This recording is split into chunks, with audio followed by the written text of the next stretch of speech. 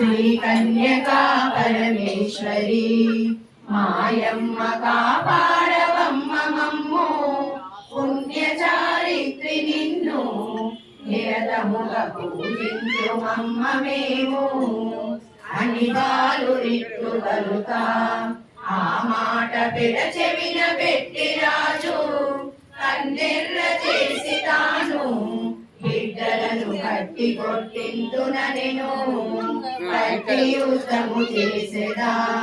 వీరలు కన్యను ఇవ్వమనినా మూడు లోకములందున ఇటువంటి సుందరి దొరకదనెను నిత్య కృత్యములందున వాసవిని మరువలేకపోయెను కామాంధకారంబుతో క్రోధముగా బాలులను చూసెనమ్మా భక్తితో బాలురంతా వాసవిని మనసులో తలచిరమ్మా బాలురు యుక్తితోడా